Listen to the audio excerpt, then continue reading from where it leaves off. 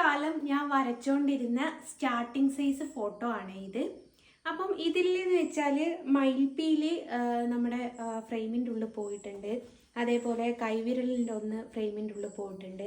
അതേപോലെ ഈ ഓടക്കുഴലൊക്കെ ഫ്രെയിമിൻ്റെ ഉള്ളിലായിട്ട് പോകുന്നുണ്ട്.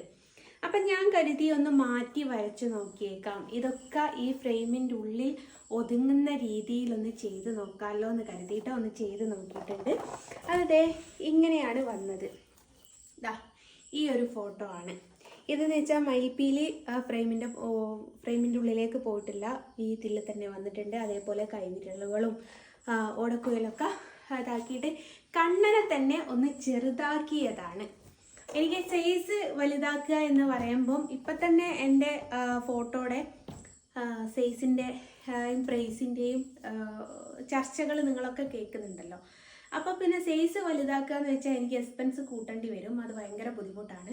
അതുകൊണ്ട് കണ്ണനെ തന്നെ ഒന്നും കൂടി ഒന്ന് ഒതുക്കി ചെറുതാക്കി നിങ്ങൾക്ക് ഈ 2 ഫോട്ടോ കണ്ടാലും മനസ്സിലാവും എങ്ങനെയാണ് ഇതിൻ്റെ മാറ്റങ്ങൾ എന്നുള്ളത്. അപ്പം ഇനി നിലവിൽ ഈ ഒരു മോഡൽ കണ്ണനാണ് വരയ്ക്കുന്നത്. കണ്ണനെ ഒന്നും കൂടി ഒന്ന് ഒതുക്കിയതാണ്.